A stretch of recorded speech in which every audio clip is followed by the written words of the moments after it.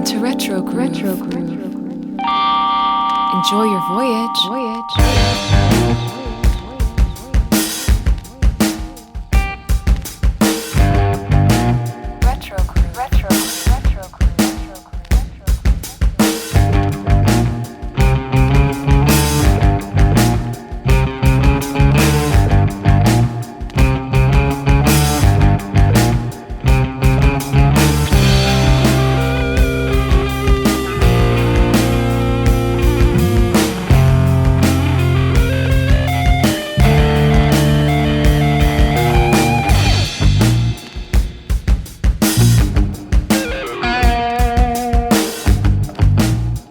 Howdy, and welcome to Retro Groove. I'm Adam. And I'm Liam. And this is a podcast where we talk about the music that stands the test of time. Welcome to episode 5. Mm-hmm. We are making our way through season 2 here. Thank y'all for trucking with us. We're really excited about some of the things that we have to talk about this coming season. Summer has come to a close, and we are coming into... we're coming into spooky dookie season. Mm-hmm. There's that. The weather is starting to chill out a little bit. I already got my flannel on. Yeah. Nice. Look at that. Right? Got my flannel going. I have not had to, turn on the heater or anything just yet. We're still hitting the 90s here in Texas, but things are starting to point in that direction, and that's good. Season's got to change. But Liam, what's been going on with you up there in New York? A bunch of shows, bunch of work stuff. I got to see Pearl Jam, although it was a little bit of a super spreader. I didn't stay in the room too long, and apparently it was luckily enough I didn't stay in there long enough to catch it. But no, it's been a bunch of music, which has been great. And I just wrapped up. I'd mentioned on the last podcast, our friends over at the Nintendo Dads had reached out. There was it's not even really a game, honestly. It was like a 5-part series of like a virtual band biopic that you can kind of interact with and tweak little things or here or there, but you didn't actually impact the trajectory of the story. You just kind of got immersed in it. So I did a series of videos covering that for them that are up on their YouTube page, and it's called We Are OFK. It was really cool. Like for me, cool.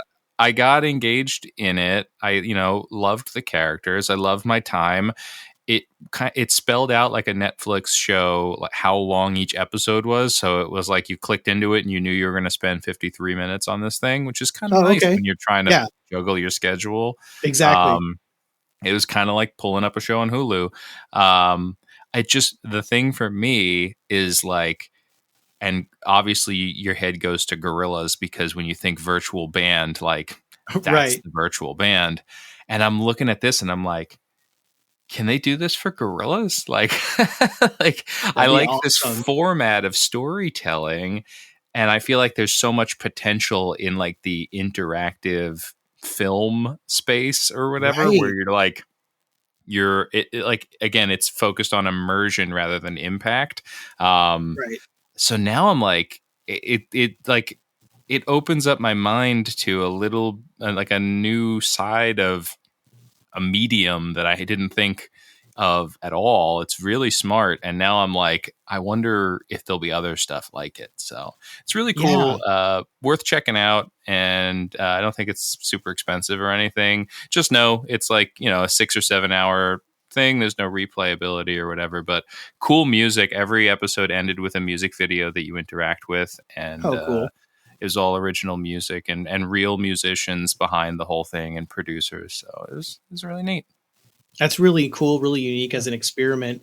That's kind of something that, when Gorillaz first broke, like in the early 2000s, and, it was kind of a very new thing to where, in the music videos and in all the media surrounding the band, those of us that were in the know knew that it was Damon Albarn kind of behind the scenes and everything, but the quote unquote band was a group of cartoon characters, And essentially. characters, yeah. And so the direction that a lot of us were thinking is, oh, there's going to be like a movie and, you know, all this other stuff that would seemingly go along with these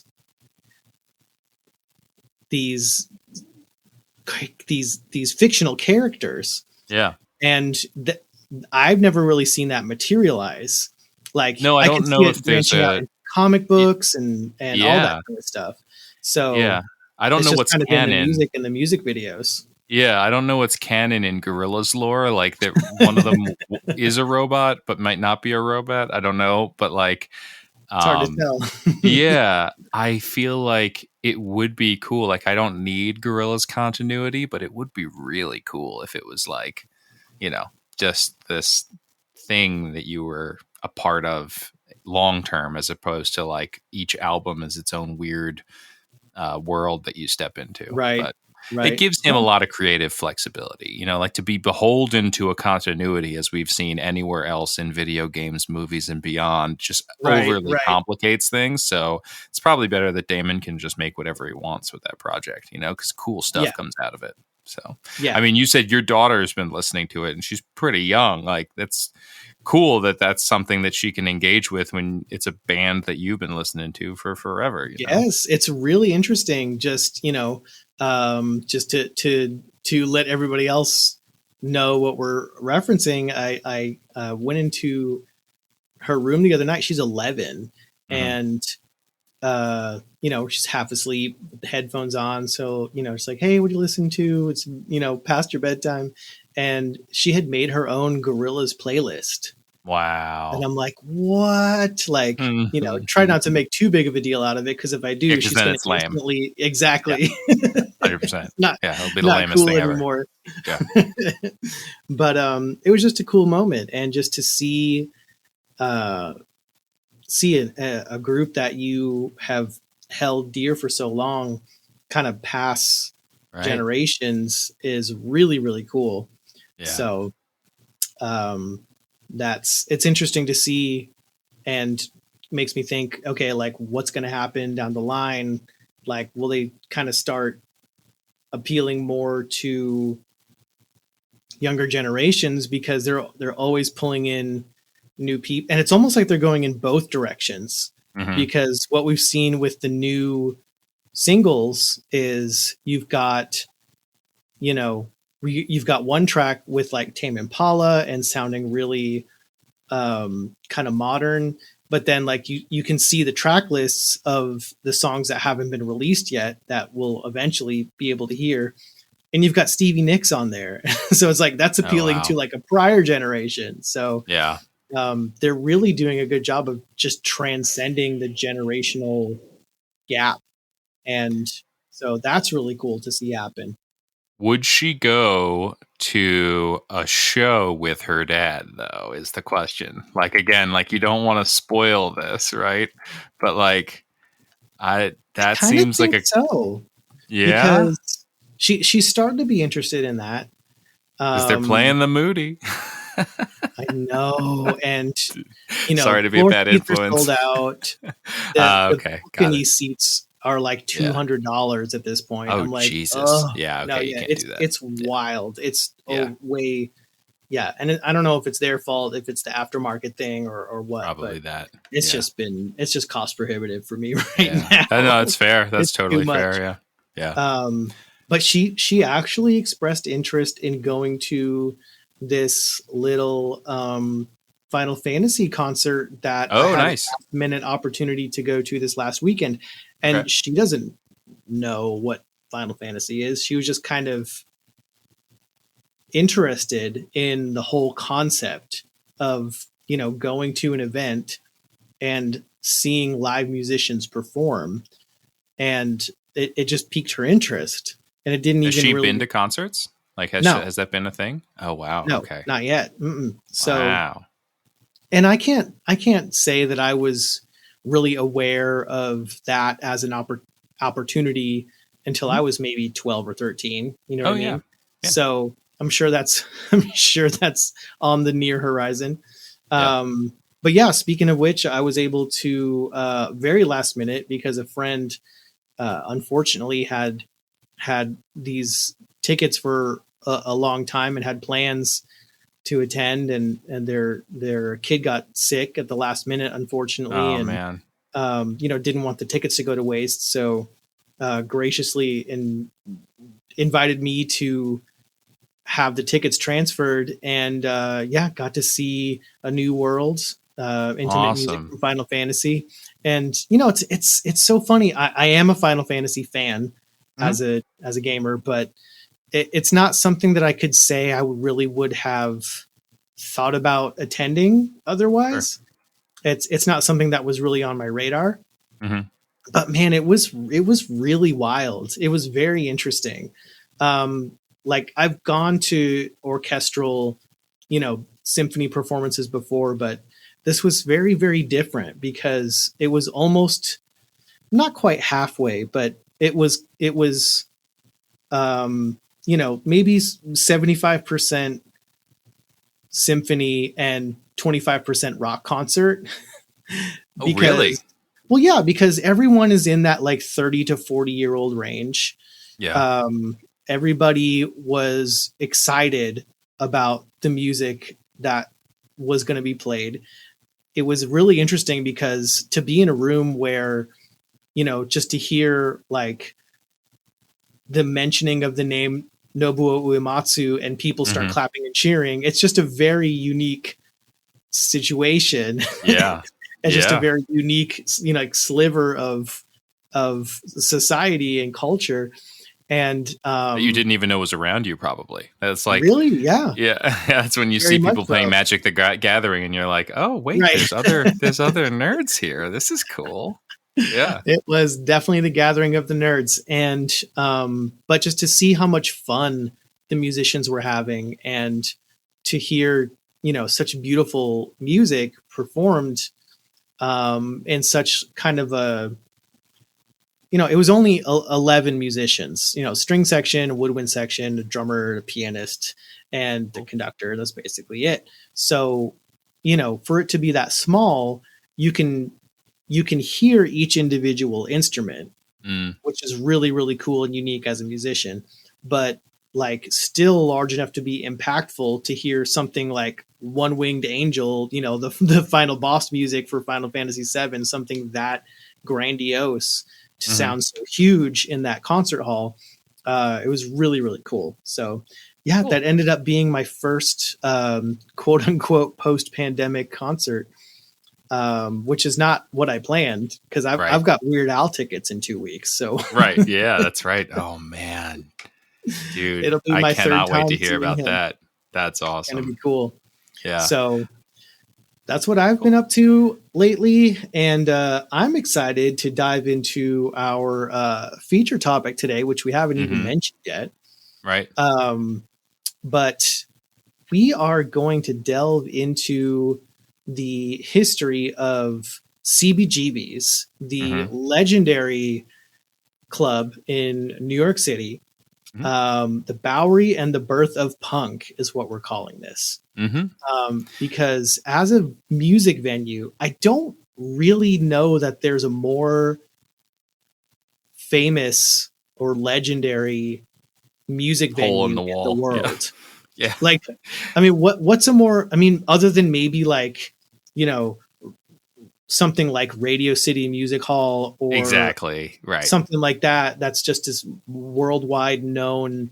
But as far as clubs go, you have the Ryman and the Greek, you have Carnegie Hall, like, but they're those things, right? They all have their kind of aligned genres or whatnot.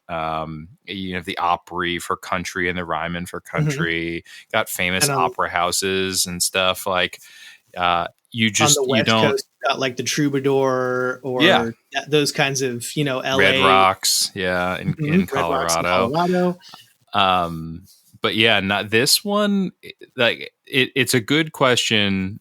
Of why even talk about this other than the fact that it is so revered, especially because there was sort of a counterpart to it in the UK called the Marquee, Mm-hmm. where the Sex Pistols, and the Stones and the Buzzcocks, like a lot, like there was this gritty CBGB's-esque place in the UK that also helped birth what you would call punk.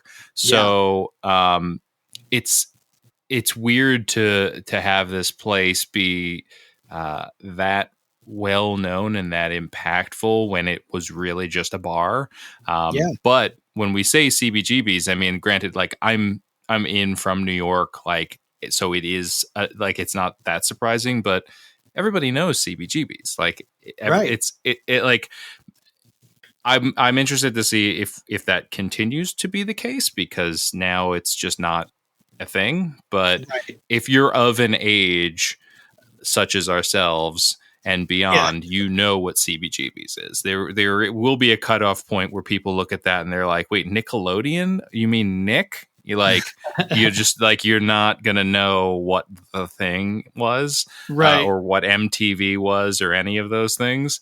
But CBGBs is ridiculously impactful to so many sort of subgenres of music. Yeah. And I just remember seeing the t-shirt, and that was the big thing. That's right. And kind of wondering what that was, and only knowing based on the people that I saw wearing the t-shirt that, oh, okay, this is associated with punk. Like this is some kind of punk thing. And I don't quite know what it is, but it must be cool because these, cool older teenager punk kids are wearing this shirt. And then to come later and learn that it stands for country, bluegrass, and blues. It's like, wait, hold on. What is actually going on here? So there was always a kind of an air of mystery about it. Like, okay, what is this? Is it a band? Is it a record company? Like, what is this? And, this is pre-internet days.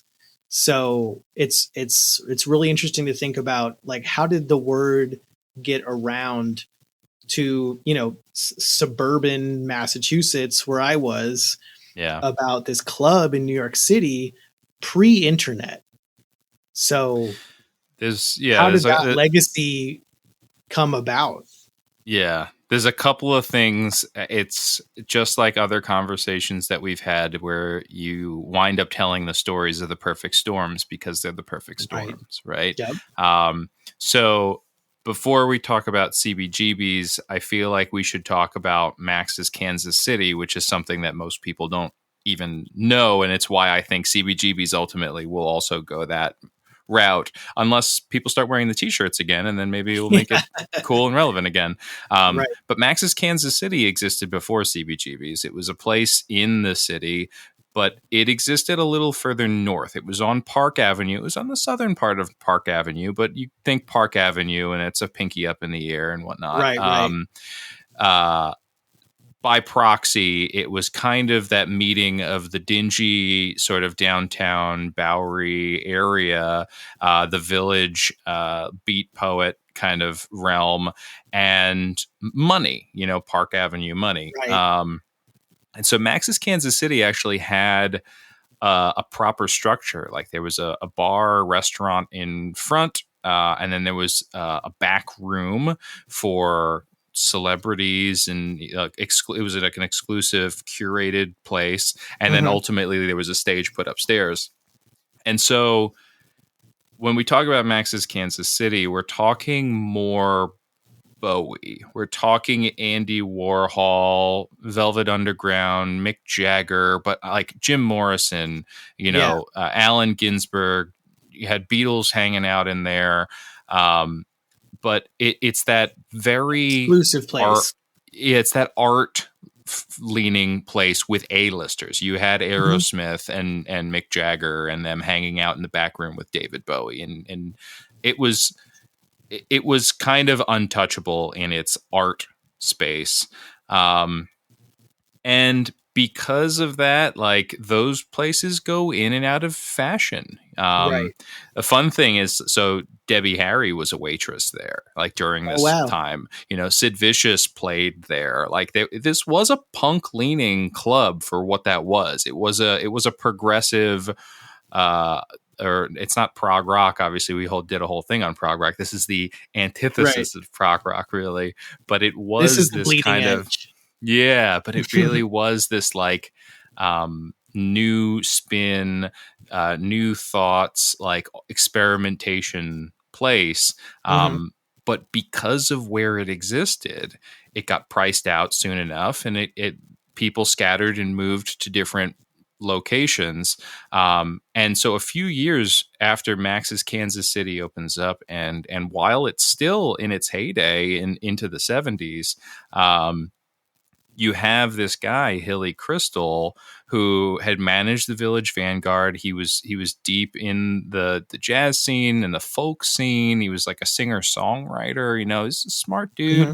He had his other bar restaurant club called Hilly's in the Village, which was more like standards pop singer stuff. The kind of Broadway American songbook kind of Right. thing. Right. And he's like, what's going to be big is country. He's like, blues and bluegrass, like it's going to blow up. And he wanted to have a place that could represent that. And so he finds this cheap, like, bar. It was the bar of the Palace Hotel, which sounds lovely, except the Palace Hotel was basically like a drug haven. It was a flop Right. house. Yeah. And he like buys the bar downstairs and goes to convert it into his interpretation of a honky tonk, Hmm. But again, like, I mean, you're in the Austin area, right? You go on 6th Street and there's a million of those. You go to Nashville now and there's a million Yeah. of those. Like, there's been gritty bars that offered live music for forever. Yeah, because a lot of these places just need cheap real estate. Like, Exactly. that's kind of what ended up happening here, and that's what happened here in Austin as well. And like you mentioned in Nashville, Mm-hmm. it's like these places, people needed these places to express themselves, and they didn't exist, and they didn't have the money or the clout to have these big, uh, expansive or well established venues. So what do you? It's a dive bar. It's a the back of a building. That was used for other purposes. Like Right. it was whatever space that you could afford to have, Right. and that's where we're seeing less and less of those. Mm-hmm. And for a lot of different reasons, that type of thing is becoming a thing of the past. And so I think that's why we romanticize a lot of these places, because there's just not a whole lot of it anymore. Yeah, but it lends itself to another point about this, where I think it often feels like it's dying out. And I think you're right in many senses of like where you would be going. So Austin, so to speak, is a good example. New York City often is, although there's boroughs and such. But like, when you look at the CBGB situation, what sets it apart and makes it such a perfect situation is because it was in the worst place in the city. I mean, like, so we don't know if there's not another CBGB's-esque thing, because I don't think that you and I, as dads of an age, are going into a rough neighborhood looking for some garbage bar where people are getting stabbed, like that's not our scene. Yeah, that's not our scene. So it allows this kind of thing to be fostered. So like technically there could be another one, who knows? But because the Bowery, and again, like for I don't want to take for granted that the New Yorkness of this all, the Bowery was the place that your parents said not to go. Right. Like, I remember going to concerts in the city, and the first like ninth grade, 10th grade, my parents would like go to dinner and they'd drop us off and it would be like, don't go down by the Bowery. And again, this is like 97, 98. Like the Bowery had been cleaned up at that point. Like it wasn't what it was, but my parents still from have the the 80s, reputation. oh my God, dude. They have the 80s and the 70s in their head and they're like, that's where you like, that's needles and stabbing and don't. Oh, God. Yeah. So it was a bad area. And because of that, like Hilly isn't able to attract these country singers. It doesn't really happen. But what does happen is you have these art school kids, these kids who are just kind of forming bands in the area, out in Brooklyn, out in Queens, kicking around downtown, and they're looking for a place to play. And one of the tenets that we're going to establish here about this is the kind of it's a tenet, I think, of what you and I do here when we're talking about stuff, which is the prevention of any sort of gatekeeping, right? Like, Hilly loved all different kinds of music. We already just touched on nearly half the genres that you can identify of country and standards and jazz and whatever. So he didn't like punk. He didn't like hardcore music. He didn't like garage rock or whatever. Like what he liked was authenticity. He wanted original creation. He wanted somebody to come in there and make art, to foster a spot where someone could be in there and just make something authentically. Now, part of that is because like there was a no cover song rule so that he didn't have to pay his ASCAP fees, where like as a venue, you have to pay the performing rights societies if other artists' music is being performed on site, even if it's by another band. He got around that by just saying, don't play cover songs. So there's that side of it. But it was also under the premise of come in and make your art. And that premise of like a place for cheap beer, right? And, like you'd go in, you'd audition, and if you could do it, then he threw you on and you got a slot. Like he just gave everybody a chance as long as you went in there and he felt that you were creating something that you believed in. Right. Something authentic. Yeah, exactly. And so what that kind of begets is we're using the term punk because that's what it was and is, but I know like when I say punk to my wife, she thinks of Rancid, right? And if I say punk to somebody else, they think of the Ramones, and those are right. But you could say punk about Patti Smith. You could say punk about Television. You could say punk about a bunch of these other bands that performed at CBGBs, where now when you go back and listen to them, I mean, when I listen to Television, it sounds like garagey Cars, like it sounds like Rick Ocasek doing a garage album. And to me, like my initial definition of punk isn't that. But what it was the quote unquote punk that we grew up with in the 90s. Yeah, which was initially, which was created by the Sex Pistols and the Ramones, of just like middle fingers and plaid and a bunch of chords and that's it. But really what it was this kind of alternate way of thinking about music that, again, isn't the virtuosity of prog that we talked about, right? It isn't dance music. It's something wholly new. It doesn't require you to be very good at your instrument. I think Dee Dee Ramone said at one point, if you wait to make if you wait to make music, wait until you get good to make music, you'll be too old to make anything good. He's just you gotta just go out there and you make your music and you figure it out. And it's just pure expression. Yeah. I know. Obviously, we did a whole Ramones album, so we don't need episode, so we don't need to get into all that. But yeah, so it was crazy. It fostered so many different different sort of subgenres that broke out of all of that.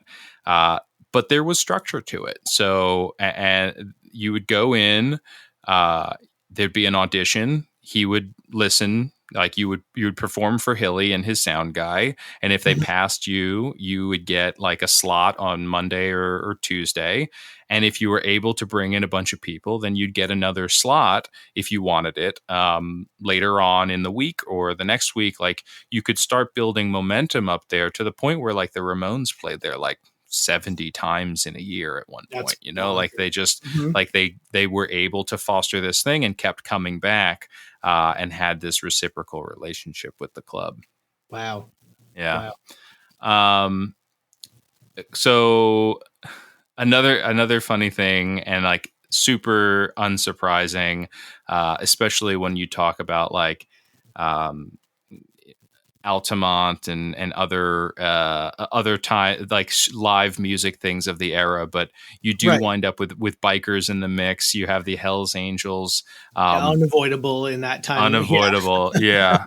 It's crazy though. So just anecdotally, so when I went to college in the city in the early 2000s, and my girlfriend, her dorm downtown was right across from the Hells Angels. And I remember moving her into that dorm and like I'd been in that area before. Like I'd been going to CBGBs in some of those clubs for a few years at the end of high school. But I'd never like been in that exact area. And I remember like walking down 3rd Street and seeing all those bikes and seeing the metal door, and then realizing that I was moving her stuff into the building across the street. And there was a part of me where I was like, I guess this is good. Like it's probably a fairly safe neighborhood. No one's going to mess with you. Yeah. But also like how, like it feels like a razor's edge too. Yeah. Wow. But Hilly respected that for sure. He would give them free drinks and foster this great relationship. And he actually lived right across from where my girlfriend's dorm was too. He lived right next door to the Hells Angels. Like he recognized maintaining as a good venue manager would. You maintain a good relationship with your with the cops, right? The building inspectors and your local enforcers or stuff. Hilly wasn't so great at maintaining relationships with his landlords. He didn't really believe in paying rent, which ultimately will be the demise of the club. Albeit development in the area as well. Of course. But yeah, he had his unique way of doing things, man. And it's funny you mentioned the t-shirt thing is so interesting because when you think of punk, you think of not selling out, right? And then we've had conversations about like, I remember when the Black Keys music showed up on a Pizza Hut commercial or whatever it was, and it's just like, is that okay? Can we sell out? What's going on here? But like, Hilly was always fine. Like he entertained that constantly. Like he wasn't afraid to sell his brand as long as the tenet of authenticity was still a part of it. So like he got into arguments throughout the years with the city and with the zoning boards in the area. And he would threaten to take his situation, which I mean, I wasn't raking in cash, but he did okay. And he threatened to go to Vegas or whatever, you know, he's like, I'll sell CBGBs to Vegas. They want me there, you know, like, so he wasn't this kind of, purist, I guess you'd say, in that sense of it. But he had his moral code or his business code of ethics that he held to. He also, like the entrepreneur that he was, he opened up a space next door when that cleared out. I think it was in the 80s. When I saw it, it was called CB's Gallery, which was just like this art space, but at one point it was like a pizza place. He tried doing a radio station next door.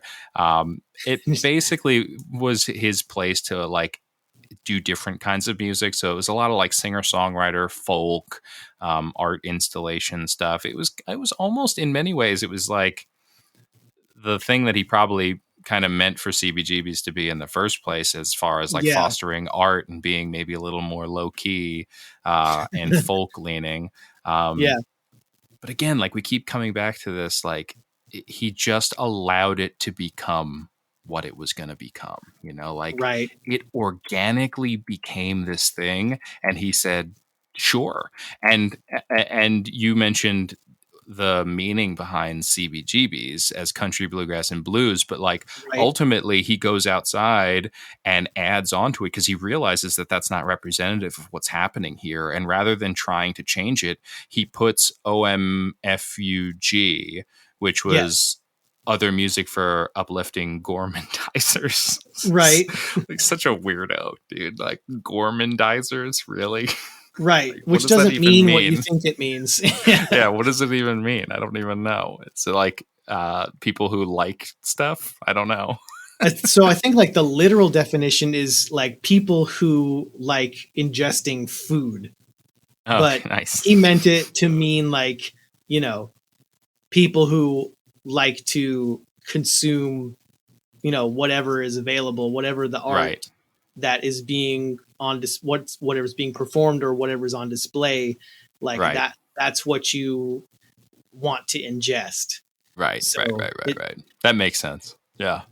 And it's probably based on what he was seeing, right? Like he's seeing this sort of spillover, the dirty, gritty side of Max's Kansas City. Like, you know, Iggy Pop is hanging with David Bowie up there, but then he's coming down to CBGBs, you know, like it's happening down here because there is, there's an authenticity to the grittiness of this place that a place like Max's Kansas City didn't have and couldn't have. And so again, so you have punk as the term, but you know, I think we should go into a couple of these artists here, because as you talk about them, like Blondie doesn't sound like the Ramones. The Ramones don't sound like the Talking Heads. Right. None of them sound like the Runaways or Television or Patti Smith, like reciting poetry. Like they're all so different. And yet they all were punk. They were all this anti-pop, like anti-prog music. And it became this beacon. And what we'll see as we talk about a few of these artists who wound up just, again, like that, the reason that we talk about this place is the impact that then these bands who were nested and incubated and fostered here would go on to change music. I mean, it's absolutely like one or two of these artists alone changes music, let alone the smattering of them. Yeah, it's crazy. It's insane. So it's interesting to me how I'm like having flashbacks of the episode that we did about Rancid in the Bay Area sound, because you talk about just like kind of the open format of what they did at the art space, the Gilman Street venue. Yep. And it was just kind of an open, like, hey, as long as you're being who you are and you're being authentic, like this is a place for you. Yeah. And in some ways it was in some ways that was dangerous, because, you know, freedom is kind of dangerous. It's like, you know, give people a space to do whatever they want. There's always going to be an element of danger there. Yeah. So, someone's going to get stabbed.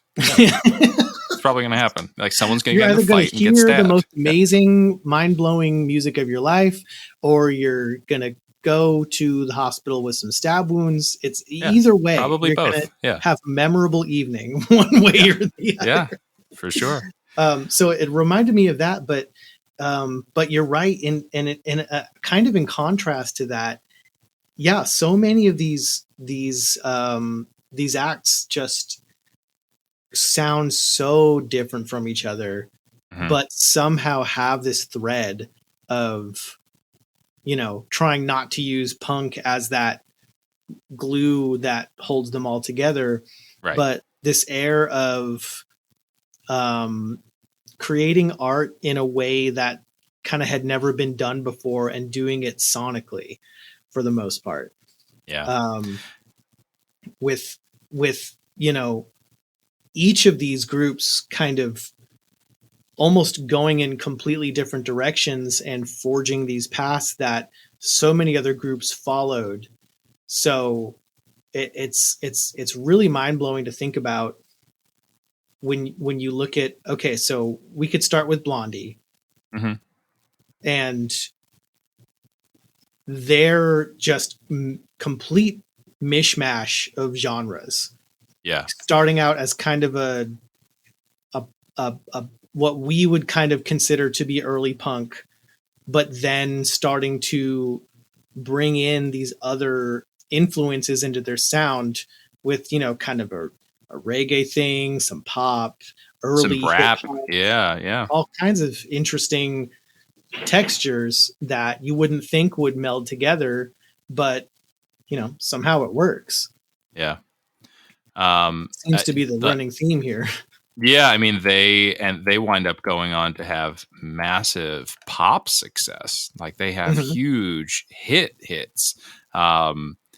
They are not a band actually that gets signed to Sire Records as I'm looking through it, but there's an industry executive, Seymour Stein, who is running this label that again, if you've bought records over the year, you've probably seen the Sire logo. It's been around for decades. But like Seymour is, you can, like, when you're looking through it, you can see all of a sudden Dead Boys, Talking Heads, Ramones. He signed them all. Like he went and spent time in CBGBs, and like there were some enterprising folks in this industry who went down there and recognized that something like a Blondie or something like David Byrne and the Talking Heads, like there was something there that could be capitalized on, that was marketable, that was beyond just a bunch of scrappy kids playing in a dive bar.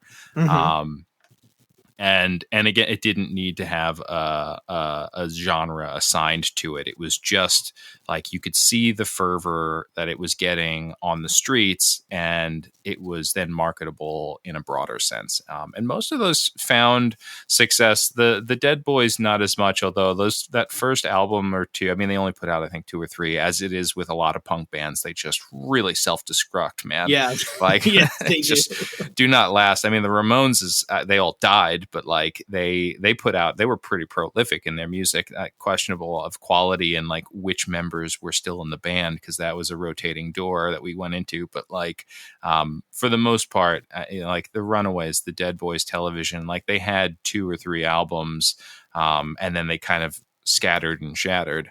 Right. But yeah, so like I mentioned, Debbie Harry, she was a waitress at Max's Kansas City. Started gigging around with Clem and Chris, and built up this kind of unique blending of sounds.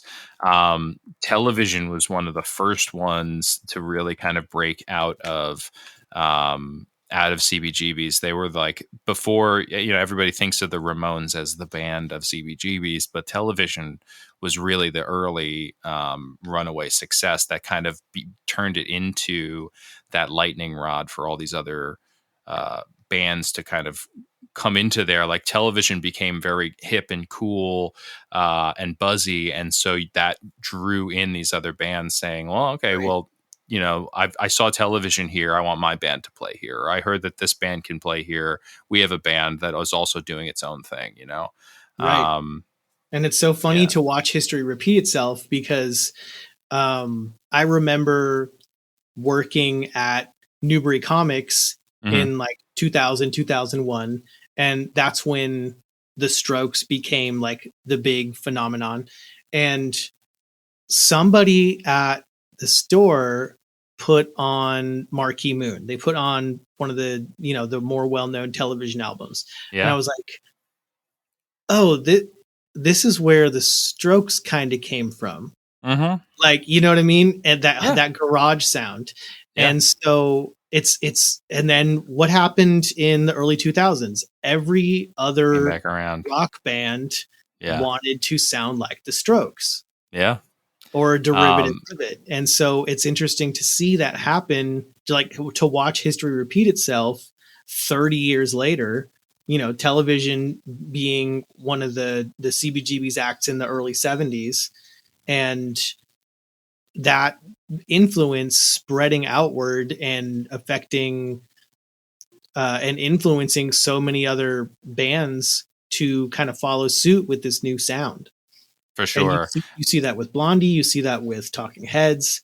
It's kind of a running theme with these really early influential bands coming out of CBGBs, where it's like they just blazed these trails in different directions, all under this, punk flag.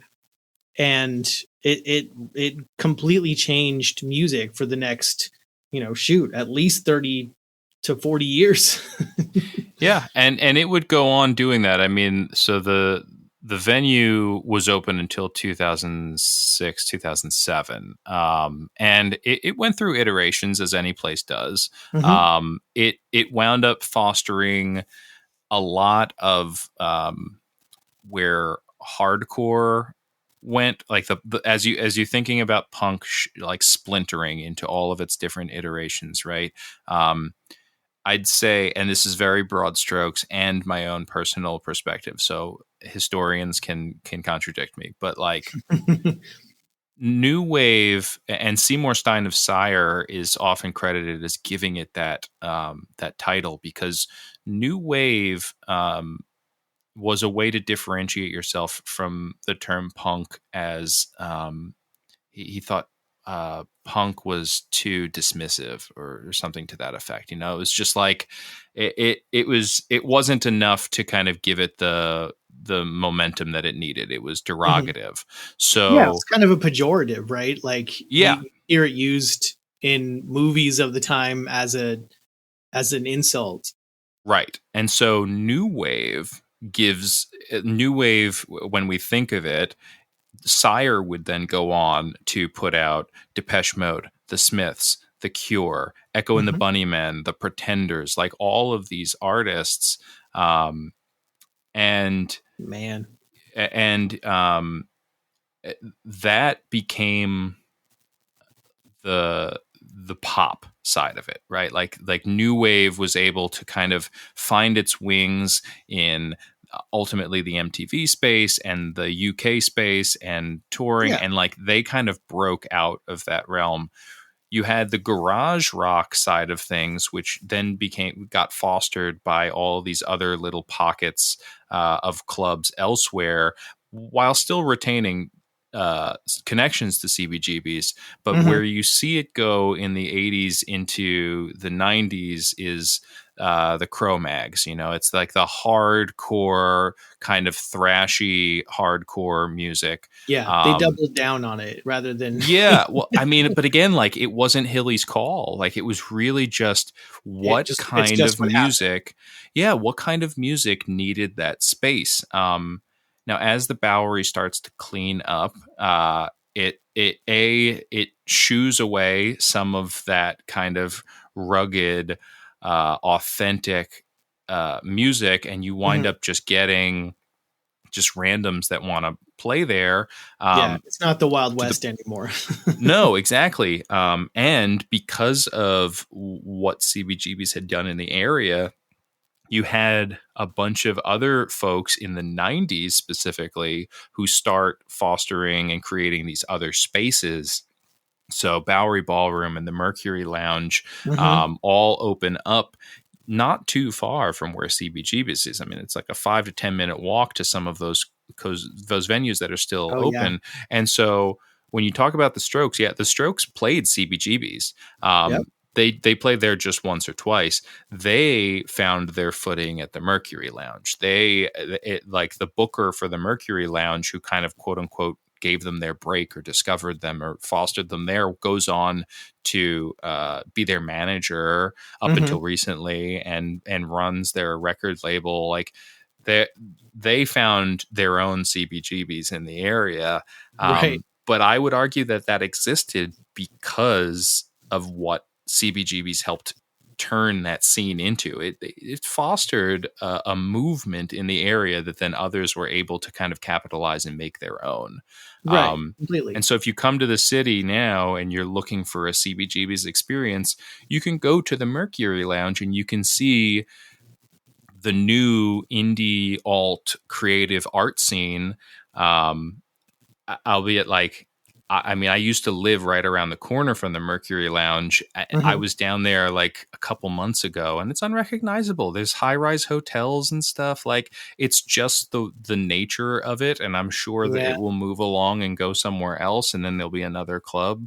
But And that's what it's like here in Austin. You know, it's yeah, you go down, whether it's I can't recognize that city anymore. I mean, no. it's crazy, dude. Yeah. No, any of the normal, you go down the Drag, or you go down 6th Street, or you go down South Lamar, where it used to be like, dive bars and venues and kitschy and weird little spaces.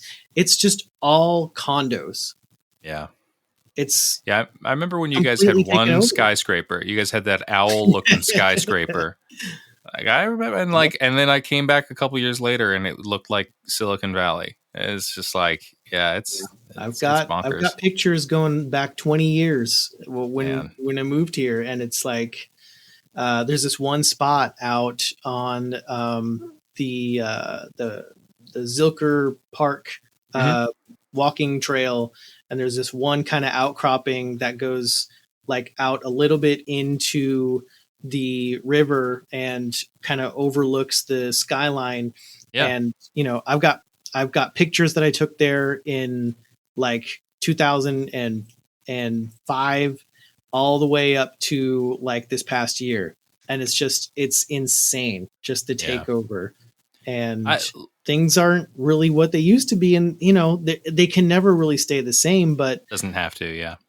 It's like, okay, where now is the space for this free expression that will ultimately and now is that now the internet? Has the internet taken over as the bastion of free expression? Right. Like what there's no physical space to do that anymore.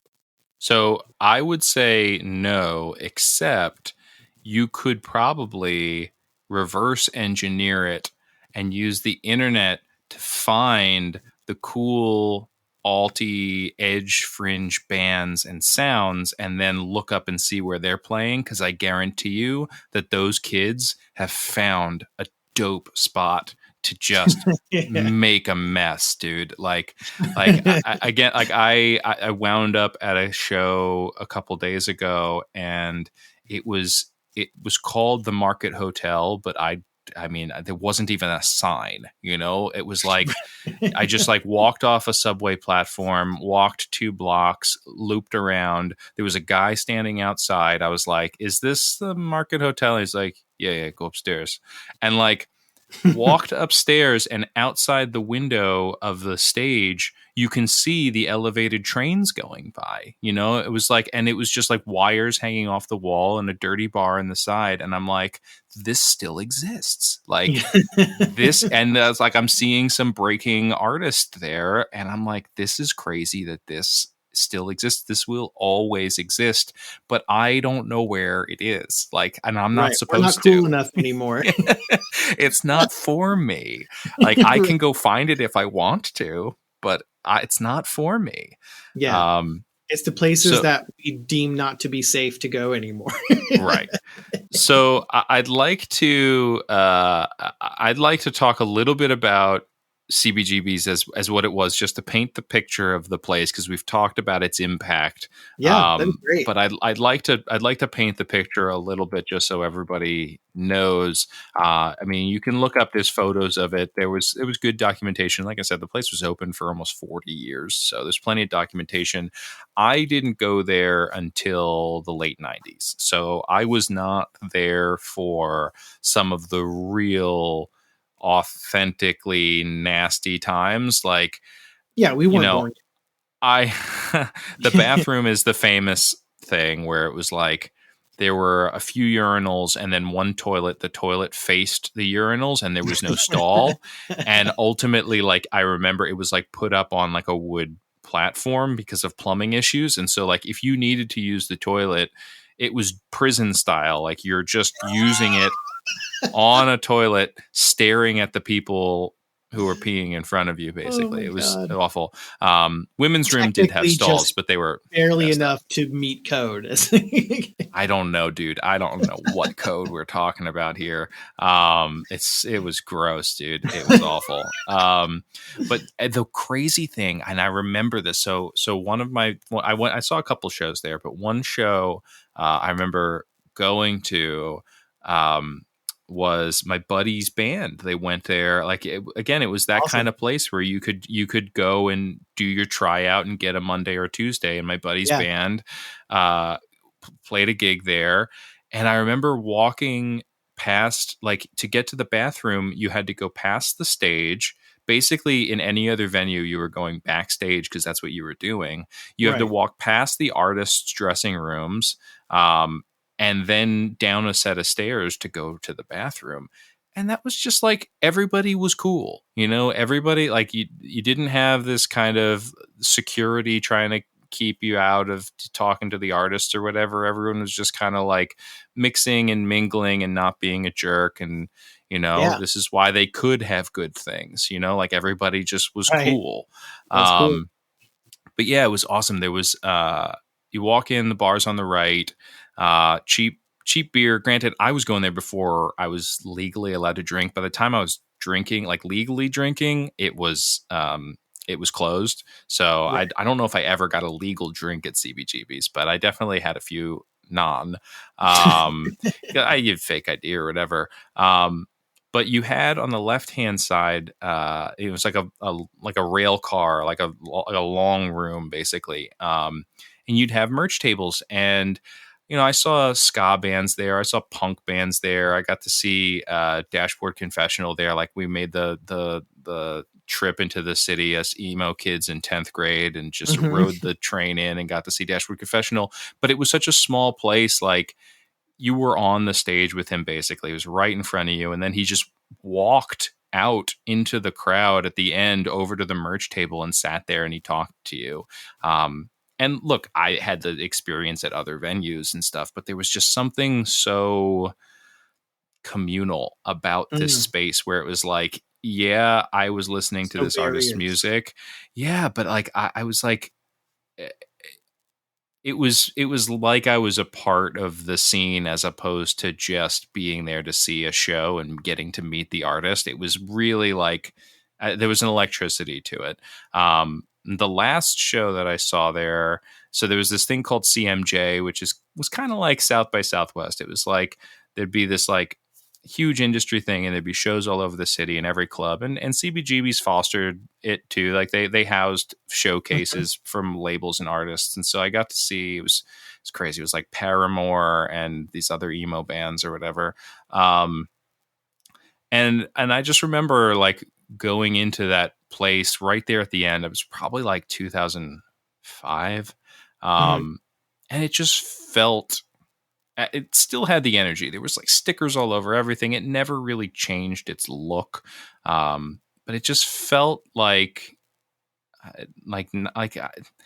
should CBGB's be hosting a label showcase? I don't know. Like that, it seems like it seems in the face, and I liked the artists that were playing there, but it seemed in the face of what that authenticity was, because you're saying that you're trusting like another booker or another marketing team to dictate the lineup of a showcase, right? And so like it's not Hilly curating the fact that it's genuine or not, it became a tour stop. I mean, that Dashboard Confessional show I saw was with a bunch of other bands like the Anniversary and Hey Mercedes. They were all on Vagrant Records. So like look, I wasn't involved in the time, but I would assume that those guys didn't go in and play for Hilly and get chosen to play a Right. show. Like, I think the Probably not. Vagrant Records, the agent that was booking for those Vagrant bands, like, booked the show. So it kind of, and like, I didn't know that at the time, I was just going there to see a show. But when I look back on it, there is like a little bit of a loss of that, that passing, like that's a thing. There's a place in the city called the Comedy Cellar that is like the sort of CBGB's mecca of stand-up comedy, and that still does exist today. And part of that is the preservation of it, where you don't go there, you don't get up on stage until you get passed. You have to like prove yourself to the owner, and she passes you to get a set, and she dictates who goes on stage, and there's a gatekeeper there. Right. Like it seems like maybe that's not what was happening so much at the end, It's weird again to think of what CBGB's kind of became. I have a real fondness for it, mainly because it was such like a, when you're going to shows in your late teens, that's like, and we were just talking about this with your kid. So like you're potentially on the cusp of this right now. Yeah. But like, yes. it's such a defining moment in your ability to be realized, like you're when you're doing identity building and you're feeling your independence, to have those experiences where you're in a place where you probably shouldn't be. Like, I definitely remember being in 10th grade at this emo show and being like, this is CBGB's. Like, I only know a little bit about this, but like, again, my parents warned me when they said, like, you're going into the city to the Bowery. Are you kidding me? Like, no, who you're going with? Okay, that's a good person. Okay, fine. Like, you're going with Justin. Okay, cool. Yeah, Kristen, she's fine. But it's such an important, like, formative thing to have, not just your arena concerts that you go to, but have those little intense experiences that when the CBGB shirts at Hot Topic or whatever it was, like when that was a thing, and I do believe that it burnt the brand out in many ways. Like, I don't think that Hilly had as much of an interest in kind of curating the authenticity of that brand. I think he just wanted to make sure that the brand stood for authenticity, but he'd sell it wherever he could. Right. It's a little bit of a bummer for me, and everything comes back around, and so maybe people will start wearing CBGB shirts again.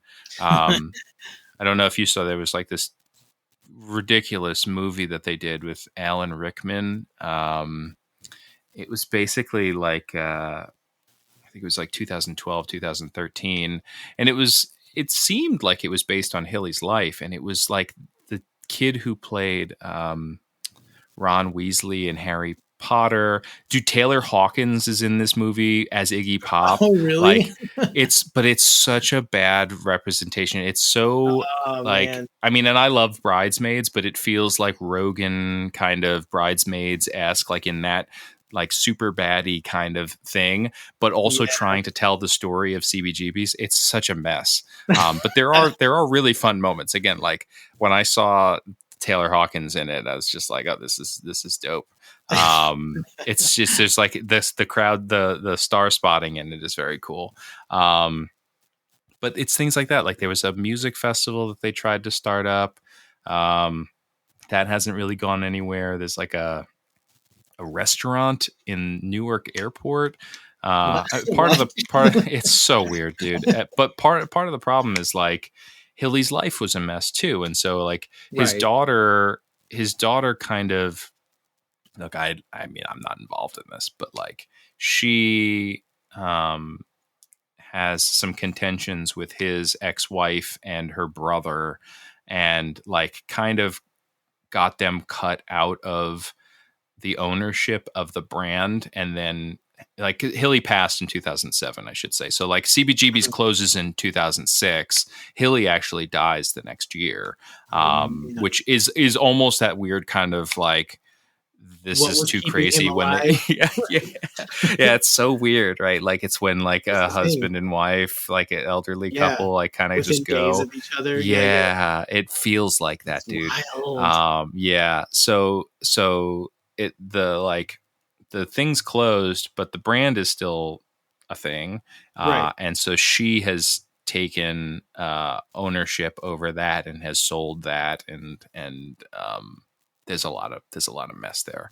I should also state, just again from like the New York side of things, like when I was there, I remember like north of St. Mark's, which is like 5 or 6 blocks above there, was what you were talking about in Austin. It was like all of a sudden it's just these swanky condos. Like NYU took over Needle Park, which is Washington Square Park, which was a couple blocks away. You know, like everything got gentrified north of there. And I remember when I was living there, like 2 or 3 blocks south was Houston Street, and everything along there suddenly became Whole Foods and high rises. And it was like wedged in between there was still this like 5 block to 6 block chunk of grit where there was a couple dive bars and whatever, and it all started to close as I lived there. Like it was inescapable that this was going to happen.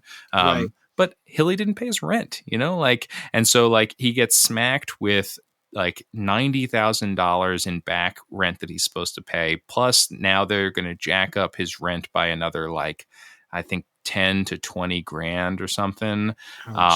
It just like, it wasn't possible. I think he was paying like between 15 to 20,000 a month. And then all of a sudden in 06, they jacked it up to $40,000 a month. But again, like the flop house, the homeless shelter wasn't even really there anymore. There was a Bowery outreach program that was still in effect, but like it was condos. It was exactly what you're talking about. CB's Gallery got turned into a Patagonia store, you know, like nothing against that, but it's like, it feels like the mall, you know? Right. It's just that slow crawl of, like the gentrification. It's going to happen. What can you do? It's going to happen. Yeah. It's a cycle. The tricky thing here is Varvatos.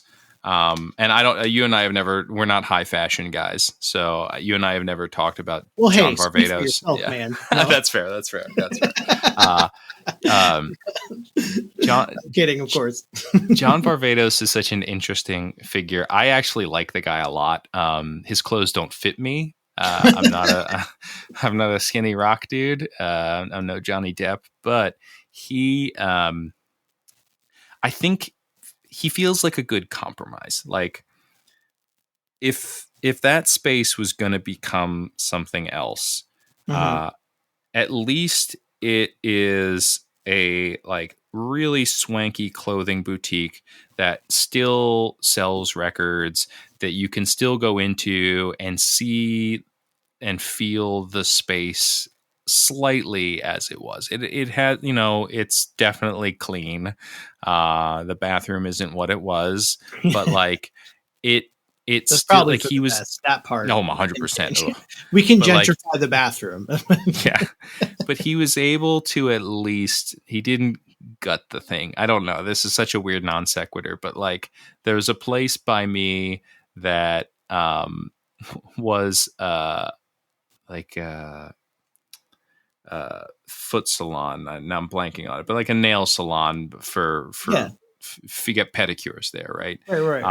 And then it became like a froyo place when there were froyo places everywhere, right? And now it's like a dentist's office. And I'm like, you went from feet to ice cream to teeth within 10 years in this one space in my town. So like to think of all the things that can rotate through one given space at a time is crazy. So CBGB's could have been a froyo place, and it's not. And you can go there and you can walk around and you can still feel a little of that buzz, I think, still there. So I give John the props for being the one to step in and do it. And he's been there since it closed, really. I think he opened up in like 2009. So that's probably, okay. yeah, so he's been in that space for over a decade and he's made it work. And he sells like $100 Guns N' Roses t-shirts, but like, Oh God. look, I mean, you and I are video game nerds buying limited release video games and whatever it Yeah, is. Like, it's true. people It's true. buy nerdy memorabilia because it's a limited edition Guns N' Roses t-shirt. Like, I can't really bomb on it too much. So yeah, so that's my CBGB's complete tirade. Like I No, that's went great. completely off the rails there.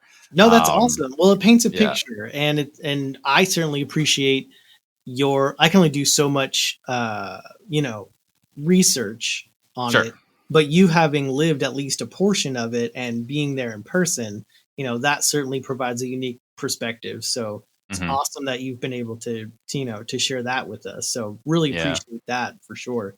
Yeah, it's sad that it like I don't know what it's ever going to mean again, and like it's fine. Like I can remember it, and we can put this podcast out there, and we could talk about it, and it has a crappy movie and some weird like rough video shot. I mean, you can find crazy stuff on YouTube now of performances there.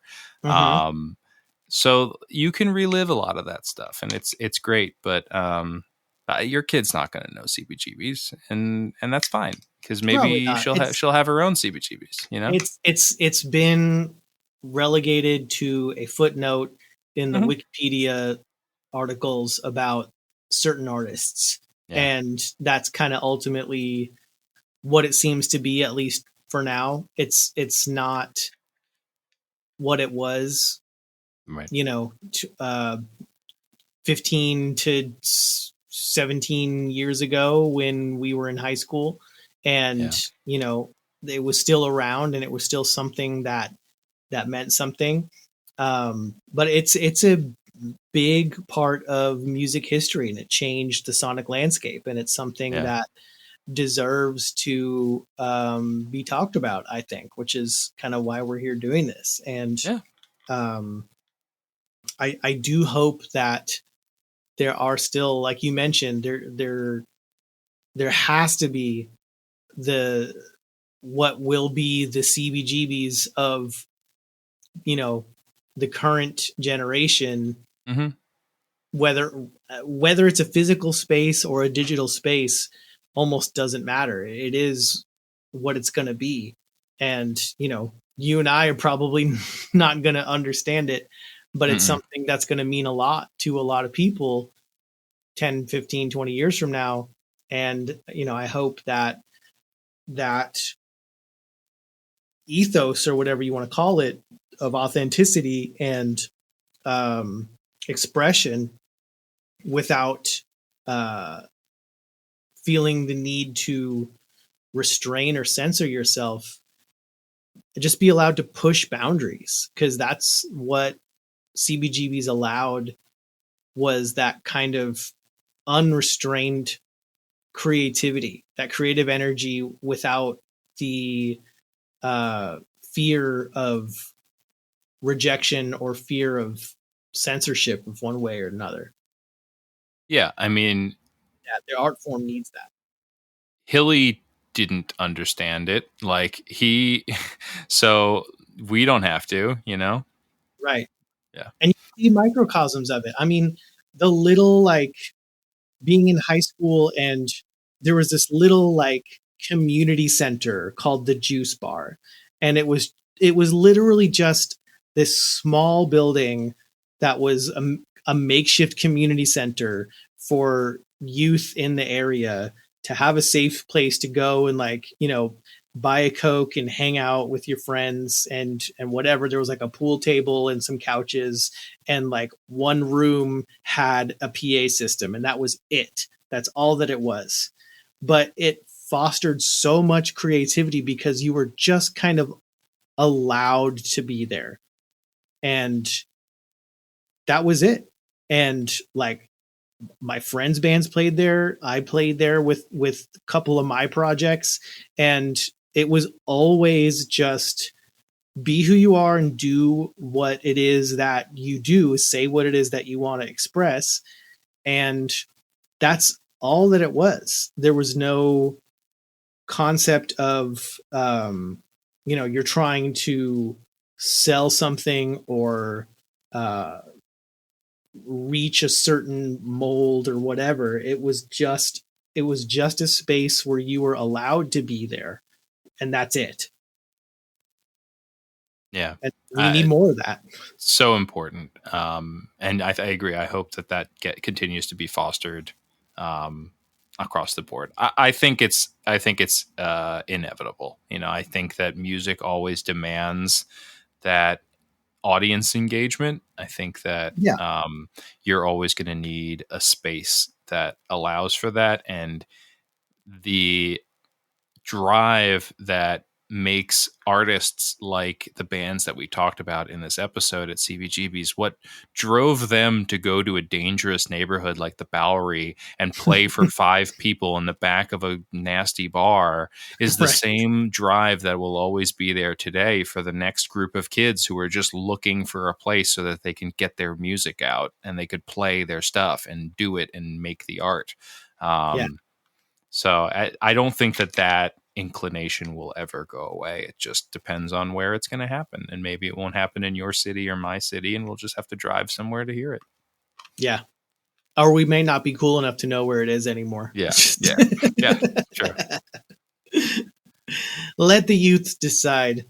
Maybe our daughters will be involved and they can decide. Do it. I'm sure definitely going to be the parent that's like, don't go to whatever the Bowery is. Like when my kid wants to go to like some random part of Brooklyn for a show, I'm going to be like, oh man, my parents were right. Now I get it. Well, that's our job to say that. Yeah, right. For sure. It's what we got to do. Well, again, Liam, thank you so much for like your unique perspective on this topic. Glad to share it. So much fun talking about it, and I hope that we can. I know I learned a lot, and I hope that we've been able to get some of this information out there to some folks that may not have heard about some of these groups or the story of CBGBs, and helped in a small way perpetuate the legacy of what it meant, and hopefully what it will continue to mean to those of us that appreciate the art form and the history of it. So excited to see what happens next. And thank you, listener, for listening to Retro Groove. We are part of the RetroLogic family of podcasts. You can find us on Discord on the RetroLogic server. You can also find us and tweet with us at Twitter at retrogroove_pod. We'll be happy to answer questions, field your queries, and talk about whatever you want to talk about. But as for right now, we will see you next time. Adios. Later.